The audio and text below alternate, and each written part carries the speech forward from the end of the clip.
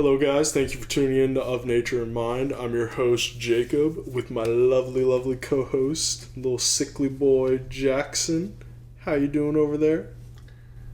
Not good. You ready to talk about our trip that it did not hit. This episode we're going to be talking about our recent St. Patrick's Day trip. We wanted to just take a nice little trip to Angel's Landing, finally do the hike. We found out we're going to be in Vegas for St. Patrick's Day, so we're like, oh, that's going to be a nice little addition. And it just became a train wreck after that. It was almost like a sick joke because we were able to get a flight for like, what, $200? It was $183 just to fly to Vegas. To fly out of Baltimore, Maryland, into the Las Vegas airport, and then like an extra $70 each for our rental car. Yeah. And this was supposed to be a quick little trip. Literally, we fly out Wednesday, get there at 11 p.m., spend St. Patrick's Day that Thursday in Vegas, then go hiking on Friday to do Angel's Landing, and we leave Friday night at 9:30. Like, it was supposed to be a really quick in and out trip. We're gonna do this hike, cross something off our bucket list, and it was supposed to be a cheap trip, and then it turned out to not be a cheap trip, Jackson. It hurt. In theory, it was a really nice idea because Jacob and I both love poker. Especially recently, I've been playing it, and we're like, oh, let's go to Vegas, spend a night, play poker, spend the day hitting certain, touristy things. Yeah, like we might as well, since like it was St. Patrick's Day, it would probably be a good time. Why not? Yeah. Why not throw it in? Be a nice addition. So, we get on the plane, we're flying Spirit. That was our first mistake. We get to Vegas at 11 p.m. on Wednesday night. Wednesday, March 16th. Slot machine's already out the door. 30 seconds out of the little tunnel that's connected to the plane. Just about 20 slots. Jackson's just surprised at seeing slot machines in the middle of the airport. We get our rental car. We stopped at 7-Eleven because we need some energy drinks to keep us up a little bit. Also got some brush our teeth. Oh yeah, we got brush our teeth outside of 7-Eleven. Brush our teeth outside of 7-Eleven. This was like what was it? Like 9-10 hours flight, because we had to take a flight from Baltimore to Austin. Oh, I remember. And then a layover, like a 4-hour layover in Austin, then fly to Vegas. Yeah. And then it was just... Wasn't bad. We're getting excited, chill trip, get the car, going down the strip, like looking at all the pretty lights everywhere. That was kind of... It's a theme park for adults. Yeah, it was really odd. They had a massive pharaoh. Obviously, you got the fake Eiffel Tower. There's a hotel that they make look like a castle. Oh, Excalibur. Yeah, it's weird. I kind of pinned Vegas as a fake city. Like, from afar, it's like, oh, that's a city. But when you go inside, it's straight up a theme park. They hose down the streets like they'd hose down an amusement park. The buildings are not real buildings. I don't know what to call them. It's really... It's like a weird, different dimension. It's a weird thing to be in. It's like a rated R Busch Garden theme park. It's really strange, but I see the appeal. But it's definitely like a little adult fantasy. It's kind of strange. Yep. And so, we go down the strip, look at all the pretty lights, and then we just so happen to have a couple of our friends were also in Vegas at the time because his dad went there and brought him, Evan, and our other friend Liam with them. Mm-hmm. So we met up with them. They were getting ready for bed though, so it was literally, we parked in their hotel's casino's parking garage, walked in, talked to them for like 10 minutes, and then left. Yeah. And then we go to another hotel and casino called The Link, park in their parking garage. And then we were like, this is like 1 a.m. at this point. We have all of our stuff in the car. And then we leave because we want to play a little poker. Now, up until this point, we have only played with like $20 at our house with friends. But we really wanted to try some actual poker. So we go and play some poker. I think we were ready enough. I think we were too. We had both been playing for a while at that point. But we go play poker. About an hour and a half. 2 hours maybe. But about an hour and a half before we're both done. And then we're like, okay, let's go get a room. So we go book a room for just a night, just to get a couple hours of sleep before we leave. Then we go back to our car. And this is where things go bad. This is where things go really bad. Go back to our car to get our stuff. There's nothing there. Our stuff is gone. We've been robbed in Vegas. I double checked. I was looking under other people's car, just like, did this really happen to me? Please just pop up. Imagine, I don't know. I was shook. They left books. I guess they weren't interested in David Goggins. They didn't like the clothes on the ground. They just took every bag we had. They took my retainer. It's so weird. I remember that I walked up to the car and Jackson's like, Jacob, this isn't our car. Like, you had a little moment of denial. It's like, this isn't our car. It's like, Jackson, yes it is. Our stuff's gone. I feel like our car. I shouldn't have led with... I mean, it is very annoying my retainer got lost. So Jacob over here, he loves photography. His camera's about $2,200. I had a Sony A7 III. Gone. He bought a new fancy lens for this trip, or, long-term investment, but it was going to be this trip. What was that, $500 lens? Yeah, $550. Plus hiking equipment. That's pretty cheap for lenses. Hiking equipment's actually pretty expensive. Hiking boots are $100 to $200. Bags are a couple hundred. Oh, it adds up. I lost all my camera gear. GoPros. We lost all our hiking equipment, GoPros, everything we were going to take to record and take footage of Angel's Landing was just taken. And it was just... What'd you lose, $4,000 for this stuff? I lost about $4,000 worth of stuff. Luckily, I was only at $700, but... I don't know. I was going to film Angel's Landing with the GoPro on my forehead. I thought a first-person view of the whole thing would be really cool. So I was a bit disappointed, but I was like, $700. It's not Jacob, you got railed. Yeah. On top of that, it's okay. We just we're left. Vibing. We lost money playing poker. We didn't win any money playing poker. So it was. I was like, oh wow, that $300 I just spent on poker could really be useful right now, and we just. Because we look in the windows and we look, and then we look at each other, and then we look again, then we look at each other, and I'm like, no way. Did we actually just get robbed? No. But we did. And it was just like, we told hotel security, we filed a report with the police, and I mean, I knew nothing was gonna get done, but it was just like... It's partially our fault, but the car was an auto lock. We tested it out. It was with the new digital keys, or not digital, whatever you want to call it, Bluetooth keys, whatever you want to call it. It would lock automatically, and there was no sign of damage on the car. So I'm still so confused, and it was just, I don't know. I don't know about you, but throughout the rest of this trip, for some reason, I just kept imagining, what if I see someone walking with my bag?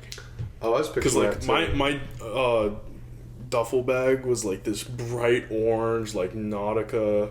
Yeah. And I was what if I saw someone just walking with my bag? Someone has our stuff probably right now. Yes. Someone made a lot of money off of me. You lose some sentimental value too, because one of it was my school bag, and I lose a bunch of little things, and that's been my bag for 4 years. It's just a bit. It's partially our fault. We should have checked into our room. But also, yeah. Here's a tip. One, I guess I was just a little bit too trusting.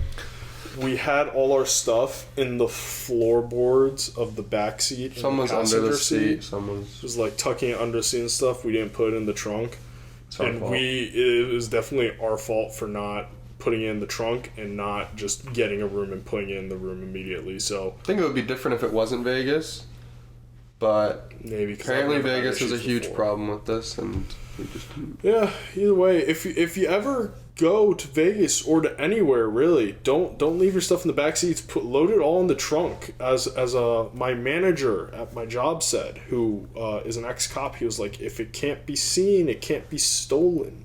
He was telling me that like half the time things get stolen just because they can be seen. If someone can't see it, they're not going to they're not going to risk opening a trunk to not find anything. Yeah, I think we were a bit.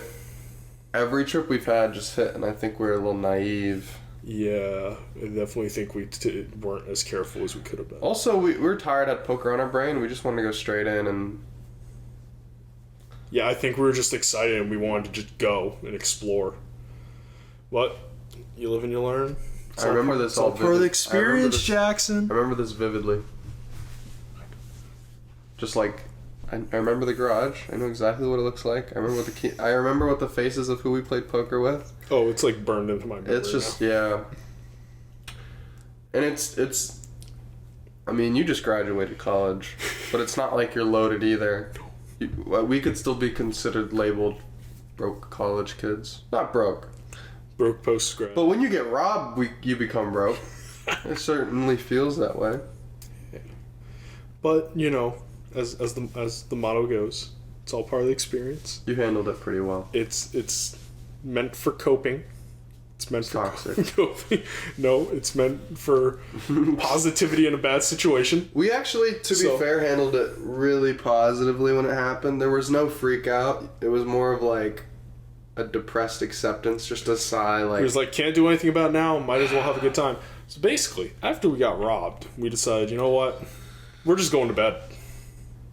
Well, I did. Well, yeah, Jackson went to bed. This was even more stupid on my part.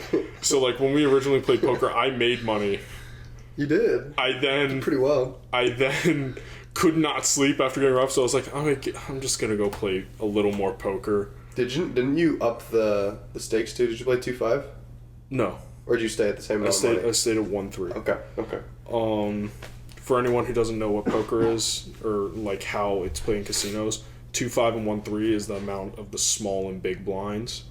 And it's basically how much you start with in the pot to the right of the dealer. We picked the smallest amount you could really play for. Anyways, Jackson went to bed, I went and played a bit more poker, and then eventually I came back to the room after losing money. I'm trying to get my sleep, and I get a call from this bastard. 7 a.m. After we got robbed, like, can you let me in? I went to go play poker and lost all my money. And I'm like, come on, man. I don't even want to wake up ever again. But anyways, we get a couple hours of sleep. And now it's St. Patrick's Day. And because all of our hiking gear was stolen... your phone charger was stolen? Oh, my phone charger too. More. We needed to go and get more, so we looked up an REI that was close by to where we were, drove out to an REI, re-equipped ourselves, bought brand new bags, new hydro packs, which you don't really need this stuff, but for me and Jackson, like, being as much as we go hiking, we really wanted it. What did we both drop, like $500 at REI? I think I dropped like $470. I don't want to say you dropped like $430 or something. Because I was buying a new backpack, hydro pack, micro spikes, just in case there was ice or snow up on Angel's Landing. Which there was a little bit of snow, but there was no ice, thankfully, so we didn't have to use the micro spikes.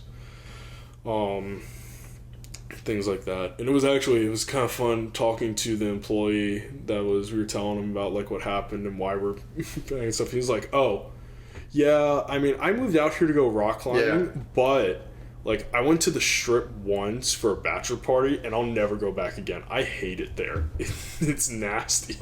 I was like, good to know. Thank you. It's a little late, but... He was just telling us about how apparently he hears about people's cars getting broken into and people just getting robbed all the time. So apparently that's just a big issue that I had no idea about. But I can't imagine a rock climber or a hiker would like Vegas. That was our first mistake. Yeah.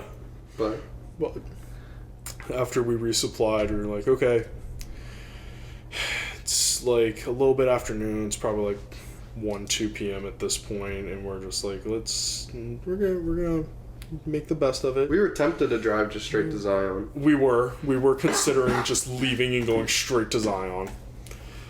But we were like, there's this, I really wanted to go to downtown Las Vegas, or like Fremont Street, that area, which I've heard referenced as being called Old Vegas, and that it's just a lot better than the Strip, and a lot of locals prefer going there. It was actually really nice. And it was fun. It was fun. If I wasn't sick and tired, I got tested, by the way, earlier in the week. I did have a cough, but I was being dragged around Vegas. But Fremont Street was actually really cool. It was St. Patrick. Everyone was in green. Everyone there was actually really nice. Everyone was in green except for me. I was in a bright red Hawaiian shirt because that's all I had to wear at that point.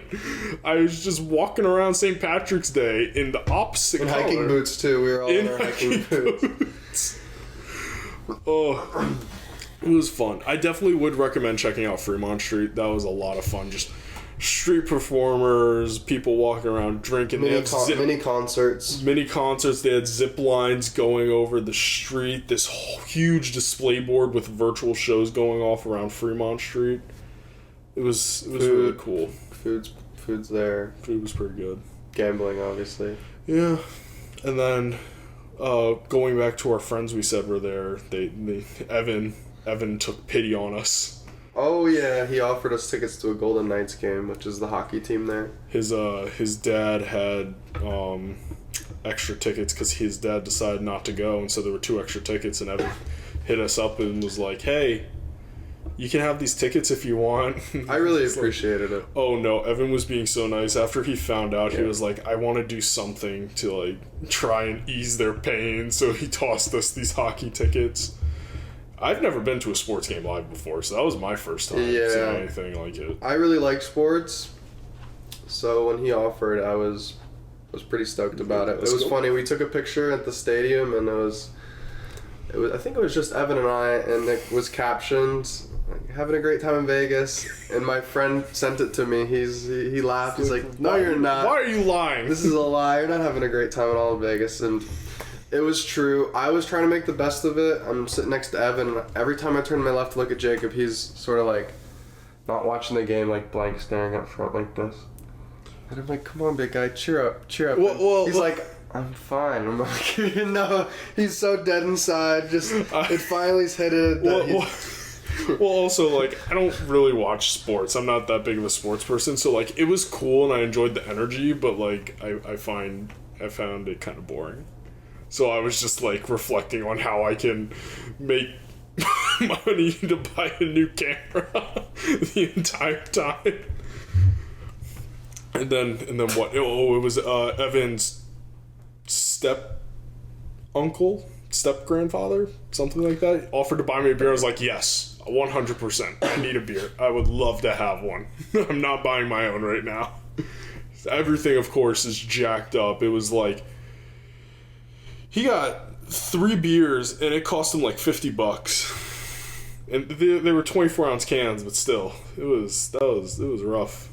That's fun. We left early though because we wanted to hit it's called the Strat. It's an iconic tower from Vegas. If you ever played a game called Fallout New Vegas, it's the Lucky 38 in Fallout New Vegas. But it's called the Strat. It was also in the past known as the Stratosphere. Makes sense. And it's just this giant tower that you can go up to. It's like observation dome or pretty cool viewing area, and it gave a really nice view of Vegas, and it was a nice little end to the night before we decided to grab a room and sleep, so that way we can get some rest in before driving over to Zion. So that was probably it was 6 hours. It was so needed. When we got to the hotel, I was so happy about it. What time did we go to bed? Like midnight 1. Woke up at 6. It was a relief though. Okay, yeah. Because the next day, it was actually positive. Next day's nice. Next day was nice. At least most of the day was positive. Most of the day was positive. We have more bumps coming. But yeah, I love road trips, and I love the West, and I love sort of the look of it all. So at least Vegas is kind of nice to look at, but we were driving out of Nevada, Utah, 2.5 hour drive. Yep. We got out of the city, just put on music, had some peace and quiet, and just sort of looked at the emptiness of the desert, and it was a really nice. I was very happy. It was a very nice change of pace. It was so nice, and it was just, I don't know. Zion is. I've been to 11 national parks now, and Zion is easily my number one. It's, as I mentioned in our first episode, it's one I've always wanted to go to. It lived up to it. And just being able to go back, even though it was for such a short duration, I was getting all jittery and excited, like a little schoolboy. You were like a child, yeah. Just getting so happy. I don't know if it's my favorite, because I haven't been to 11, but if you haven't been to Zion, I can't describe it. It's like you're on Mars in a weird way. It's so different, especially if you live on the East Coast.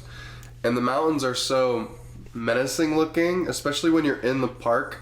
Everywhere you look up around you is just you feel so little, and you're just in the middle of this weird.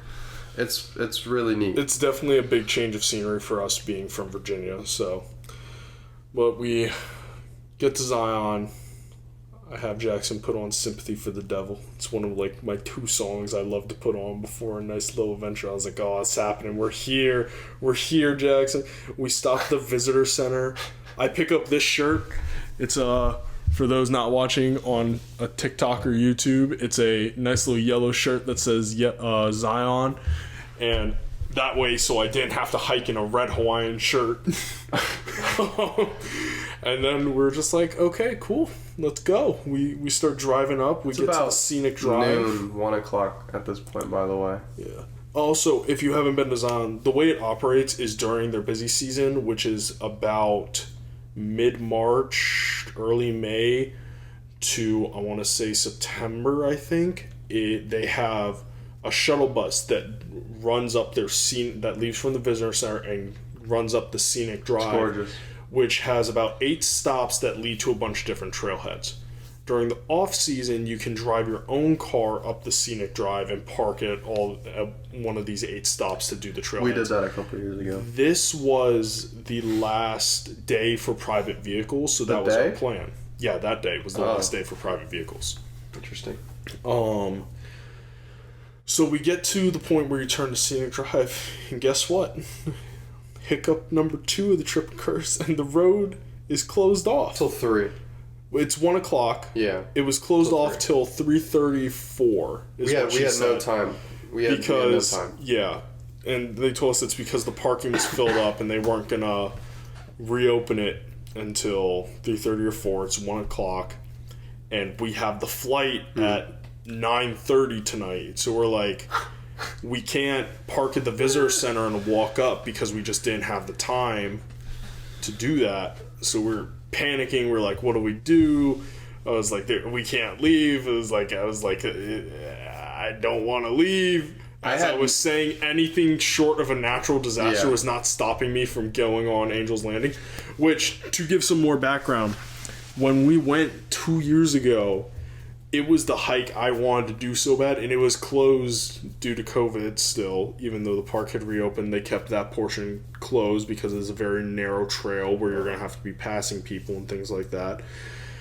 But I bought a pin, because I like to collect pins, that says it's an Angel's Landing pin. And for the last 2 years, I had this pin sitting on my desk, and every morning when I wake up and every night when I go to bed, I have this pin staring at me about the hike that I could not do. I was like, nothing stopped me. Nothing short of a natural disaster is stopping me from going on Angel's Landing. And luckily, we made good on that promise. Karma sure tried. Luckily, we figured out a solution. You did. I had nothing. I had no ideas. I was scared. I came up with a bunch of options. Jacob was like, I have 6 ideas. And I was like, oh, thank God. I got multiple options. They ranged from, I guess we just leave and we cut our losses. Speeding by security. To drive past security and hope they don't see our license plate. But we went with the sane option. And we just rented bikes. But also, Thank God we decided to do that because I don't know if you heard him. We rented the last 2 bikes that they had. I didn't hear that. We rented the last 2 bikes they had to bike from the visitor center to the trailhead, which I want to say was like 5.4 miles, probably 6 total from the visitor center. I thought it was closer to 4, but I don't know. It was 6 miles. Oh, we made good time then. From the visitor center. I have not ridden on a bike in like 4 years. It showed.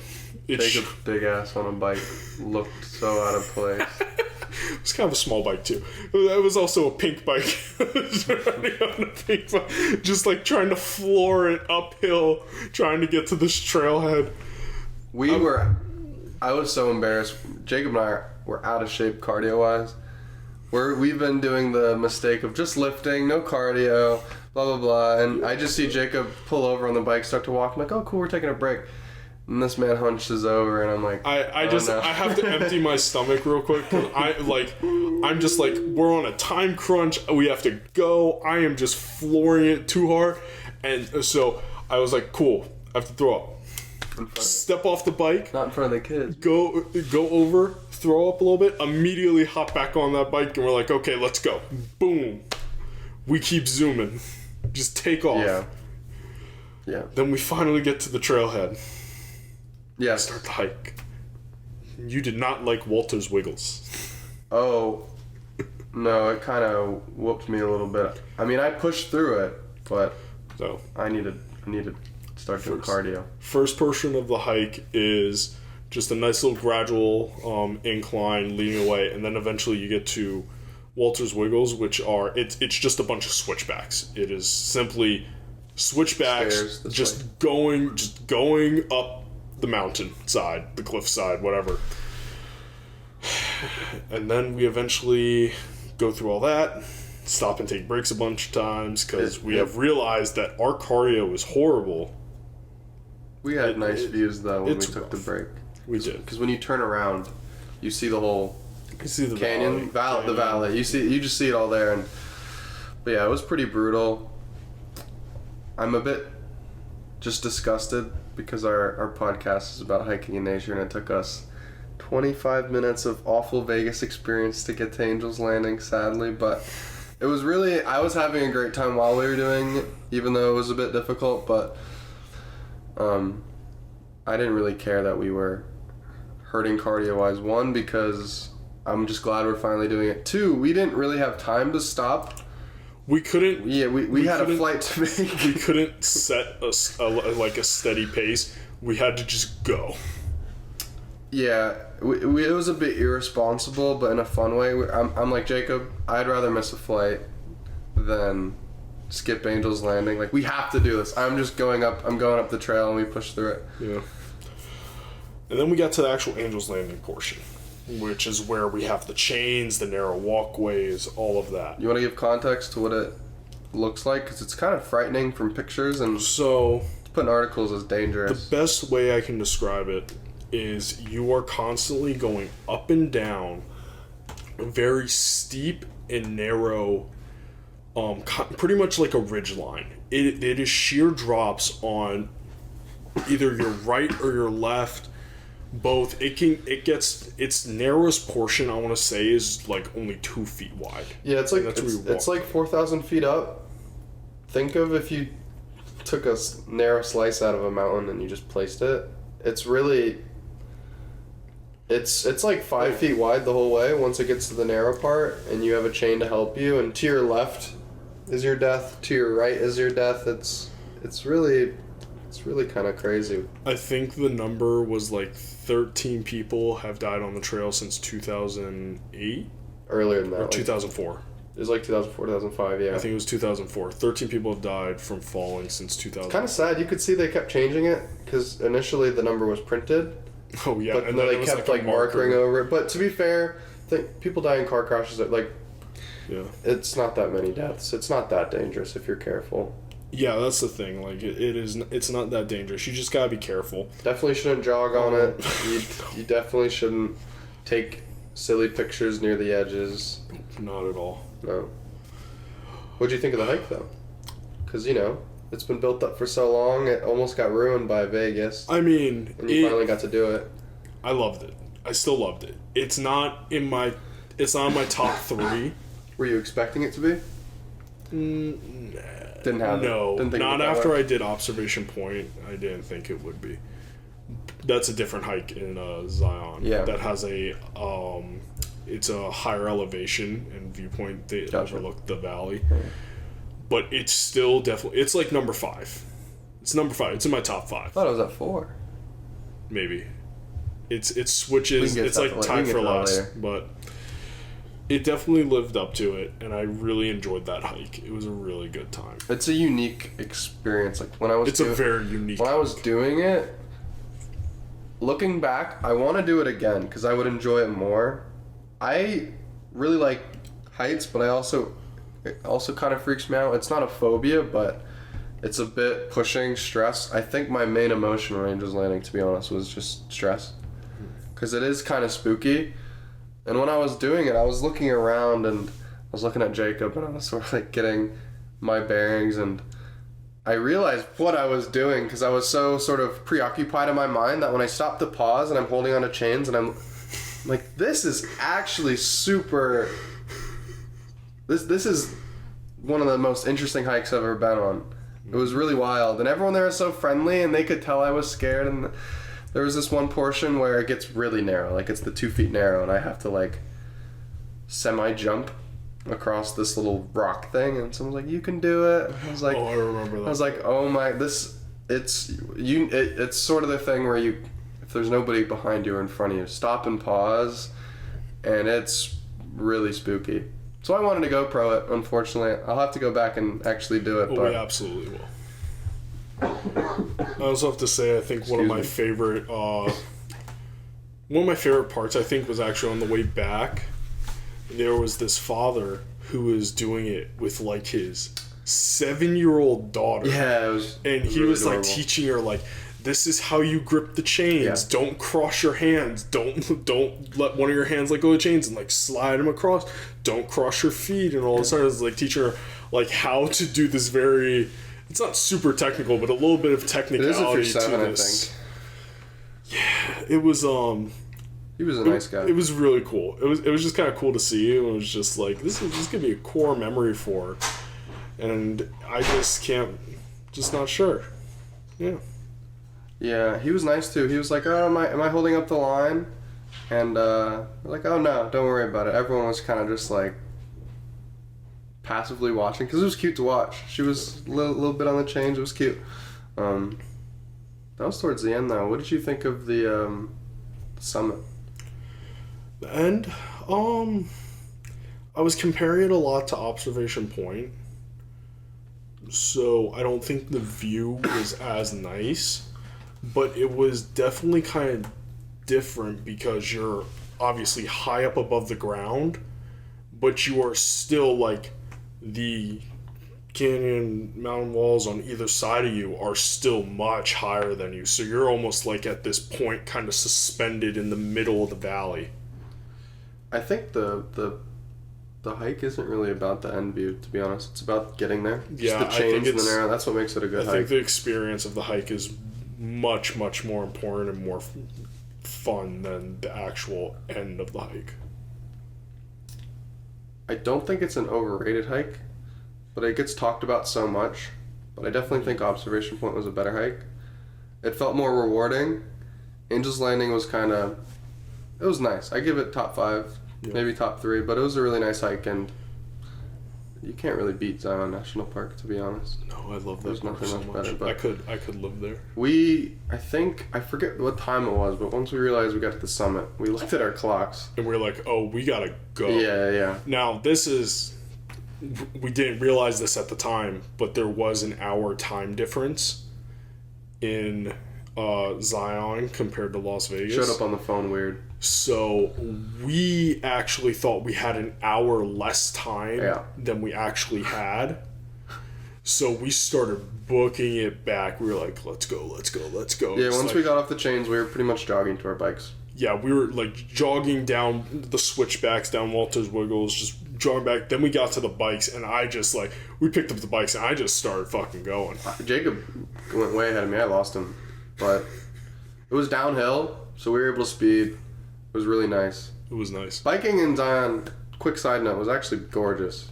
Yeah, really nice. I'm gonna be honest. I feel like I would rather do that than shuttle next time. I thought biking was really fun. It was pretty cheap to rent the bikes. It was only $30 a person. But yeah, we got to our car. I drove the way back. The drive was actually really nice. Mm-hmm. Again, road tripping in the desert is really nice. And I don't think I was speeding. The speed limit there is like 85, 80 or something like that. So we were booking it to the airport. And I don't know. Is there anything to talk about with the drive back? We just had the drive back. Same thing. Played some music. Dropped our car. We eventually figured out the time change thing. Yeah, so we had we have plenty of time. We're doing great. We eventually get back to the rental car office. Drop the car off. We have like an hour and a half before the flight. We're doing great. Drop the car off. Had a good 90 minutes. Grab our stuff. Rental car place is at the airport, by the way. So we got to the airport. It's less than 5 minutes. Yeah. It's right next to it, as most rental car places are. And it was nice. We just got what remaining belongings we have, which was basically just our equipment and like 2 shirts that we now have. Like one outfit. Yeah. Grab our stuff and we head to the shuttle bus pickup to take us from the rental car place to the ticketing area at the airport. And then we find out the shuttle bus was kind of running a little slow, was running a little delayed. We have to be waiting took a while. Pretty long time. Close to half hour maybe? I want to say a little longer. It was probably close to like 40, 45 minutes. But like by the time we get to the bus comes, we get on the bus and we get to the ticketing office, we only had about 30 to 40 minutes before. It was 37 minutes. Yes, I know the exact time, but like we'll get to that. 37 minutes. It was 38 minutes before our plane was scheduled to leave. And that's important because we go to the kiosk to get our tickets on our own, and then the tickets don't print with any information. And it says, could not print boarding information, please speak to attendant for Spirit. And so we get in line. And then we go talk to an attendant. It's like, oh, yeah, we're not letting you on the plane because you have to be 45 minutes early. It was like a strict 45 minutes. And we were 37 minutes early, and the only reason we were not more than 45 minutes early is because that shuttle bus was running late. I mean, by the place where we get our tickets, it's right by security in the gate and the bags, and it wasn't that crowded, and our gate was pretty close, like. We could have made it on the flight, and sure we could have gotten there earlier, but we were so emotionally invested in doing Angel's Landing after getting robbed. I just had to do it, and the lady was so like I don't know. My thing is like it's like getting stabbed in the heart. I always plan on like if I like 37 minutes we could have easily gone through security and gotten to our gate in time. We could have easily done it. It was not busy.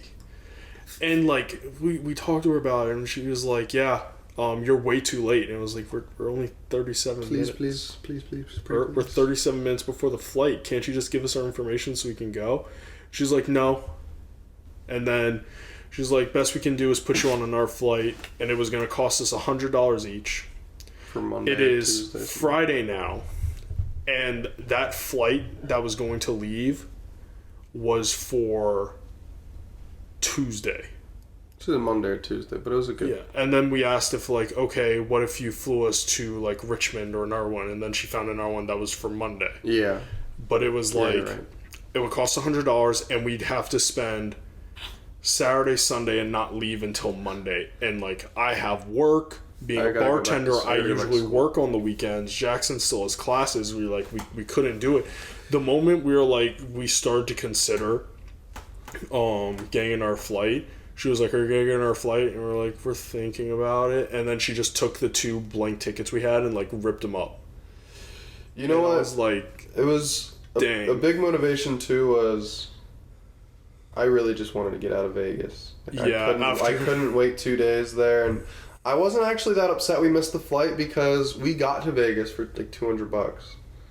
what really upset me is when I'm looking at flights out of here, I was seeing $1,000, $900, $1,000, $800, and I was like, oh my god, to get out of here within 8 hours, I'm gonna have to drop another $1,000 for a 3-day excursion where we're for one hike, and we're gonna get robbed. And I'm starting to stress out, or get so stressed out, and I just take a seat, because I just need to sit there and just accept, wow, this trip has officially haunted me forever. So we ended up bailing on Spirit and buying one-way tickets from the Las Vegas airport to Richmond, which is 2 hours away from where we live. But it was the only one that we could find to get a next day flight with JetBlue that left at 12 p.m. on Saturday. So and it's like next day. It's like 9 o'clock on Friday right now. So yeah, the next day. Boston too. So it was $760, like $3 each, with a layover in Boston. So that's the cheapest we could find. We needed to get home, so we pulled the trigger. Got the tickets, went through security, and then we first off, we had to go to the bathroom, so Jackson went to the bathroom, and then I just lay on the like, they're like escalators, but just walkways, like the move. I'm just like sad and defeated, and while Jackson's in the bathroom, I lay down on the moving walkways and just let him drag me around the airport until Jackson's out of the bathroom. It was we had to move terminals, and it was a much quieter area. It was such a sad state where no food was open, there was nobody there except for like 3 people in the corner playing slots with some cigarettes, blowing their money. And we're like, wow, this is Las Vegas, huh? This is the dream, right? This is where... No, the dream started when we get to our gate, and like, as we said, it's like 11 o'clock at Friday at this point. Our flight isn't for another 12 hours. So we used the hiking bags we bought the day before for the hike, and we used those as pillows. We have these little towels we got at a Walmart because we thought just in case we decided to take a dip in the river. But we didn't end up doing that. But we had these little towels, and we just kind of curled up on the floor of the airport outside of our gate and went to sleep. Somehow Jackson thinks he had a decent sleep on the airport floor. I was so happy to be in the airport just to sleep. I felt so safe. Yeah, we slept on airport floor. That was fun. Also kind of interesting. I just liked how every now and then I'd hear someone walk by, and I like peek my eye open. It was just these workers. They were nice to us. They're like, haha, sleep well. I'm like, thank you. I didn't hear anyone say that. You don't know how much that means to me, ma'am. There's 2 women. Yeah. Eventually, the next day finally comes, and here's where the next bump in the story starts. We don't find this out till later, but it starts here. Start boarding, and they're asking our hiking bags. I got a 65-liter Osprey Aether, and Jackson I think got a 48-liter bag from Osprey.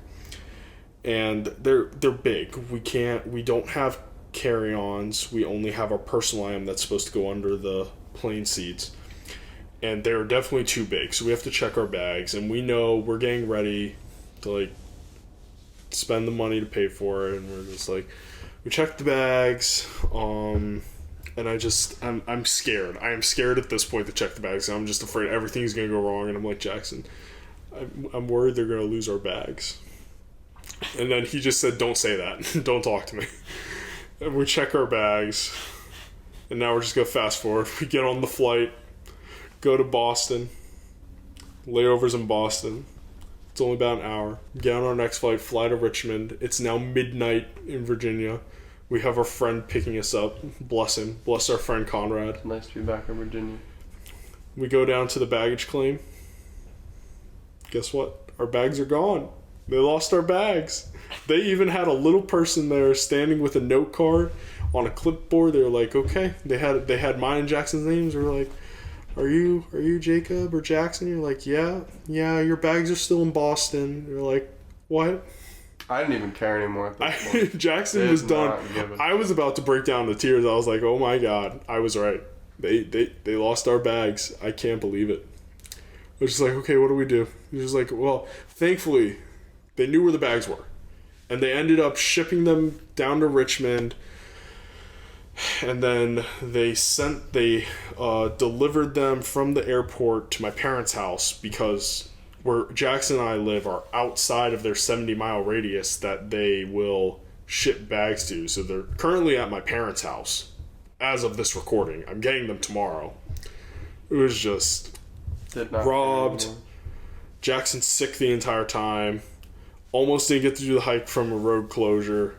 And then lost our bags that we bought after getting robbed. And it was just... It was a rough trip. Be a lot bearable if I had like...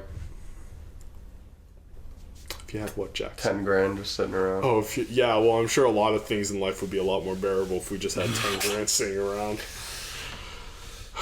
But not every trip hits, I found out. Some you're gonna have a lot of learning experiences. Jackson, what's your biggest lesson from this trip? Play more poker? No, I'm just kidding. Don't fly Spirit. Well, actually, no. Jacob might differ from me, but I texted him 2 days later and I was like, I'm ready to go back. I've got Stockholm Syndrome. I want to give Vegas another shot. I want to book a hotel outside of Vegas, bring nothing. We bring the clothes on our back. I'll hide my GoPro deep inside a bag because I'm going to rebuy one. And we just go out into the city, we walk around. Maybe I'll try it out again. You won't be sick this time. But no. I actually told Jacob I want to become a minimalist. I'm going to start giving away my clothes, selling what I have, and just... I don't know. I feel so violated. It's not that bad. Like, I'm already kind of viewing the trip as humorous. Except it's easy for me to say when I'm down $1,500 and Jacob's down $6,000. No, at this point I was like, I'm money sucks. I want to go live in the woods. That's where I'm at. I'm also, Vegas just stressed me out. There were way too many husbands that were out of shape, angry looking, and yelling at their poor wives or girlfriends that they don't want to talk to you, I'm playing slots. It was a foul environment. It was definitely a place of degeneracy and sin. And it was interesting. It just reconfirms my opinions that I don't like the city and I want to stay in nature. The poker players were nice, though, by the way. Oh, that is true. When we played poker, the poker players were super nice, conversational. Players were nice. Yeah. I think it might be different areas of Vegas. Fremont Street had... I'm definitely generalizing. I have a mean hatred towards slot machines, but I'd like to give Vegas another chance. And what really kind of, like, stuck with me... Not that much, but it stuck with me. Shout out to... JetBlue, by the way. When we were rebuying their tickets, so nice. We were explaining them the story, and he was so nice about it. And he's like, "Yeah, it could be worse," and he wasn't saying it in any weird way. And I'm like, in the back of my head, I'm like, it totally could be worse. It totally could be worse. Yeah. And I'm also convinced. Jacob mentioned how he read somewhere that. You got it. I just remember seeing a TikTok about someone saying that it was someone who works in airlines or for like some airline, and she was saying that she can make notes on people on like just passengers' tickets and stuff. Yeah. And she would make a note if someone was being very mean or like if she would hear if someone was super nice, she was like consider them for an upgrade, that type of thing. We told the guy who helped us with our tickets out about what happened just because he was asking us about our time, and I'm fully convinced that he made some kind of note. Because when we checked our bags with JetBlue, they originally said it was going to be $65 a bag. Then they scanned our boarding pass, and they looked at the screen and then they started whispering like, "Oh, actually, it's going to be $35." And they also put me and Jackson next to each other. It was like super nice. It was going to be random. It was really nice. Moral of the story: look on the bright side. Definitely Money look doesn't on the mean bright everything. Nature's does better. mean stuff. Nature's better Save than your cities. money. Save your money. Don't put things where they can be seen. Hide them in the trunk. If it can be seen, it can be stolen. Keep that in mind. I wish this was more about Angel's Landing, but sadly. And it's all part of the experience. Hmm. I know people don't like me saying that anymore, but I'm gonna keep saying it. It was good for the plot. Well, I hope you guys enjoy this one. It's a bit different. I hope we never do a podcast like this again. Hopefully we have more positive podcasts, but Such a weird everyone I have told this to experience. just basically said about how much this sounds like a movie. But It was a weird niche little dimension that, like, I felt like a fever dream, to be I honest. just can't believe this all happened in 2 days. It was weird. Oh, yeah, we kept making jokes because it felt like that one day was like 3 days. Oh yeah, no, I felt like I aged like 2 weeks in this 2 day span. It was rough. Yeah. Any final thoughts, Jackson? Got anything for us? Nope. Utah's really nice. Utah's pretty. I like Utah. I still love poker. I'm going to give Vegas a second shot. Don't Just worry. 4 years down the I'm line. not that defeated. All right. Well, thank you guys for tuning in to Of Nature and Mind. I hope you Adios. enjoyed Adios. mine and Jackson's sob story. And thank you for tuning in. Adios. Have a good one.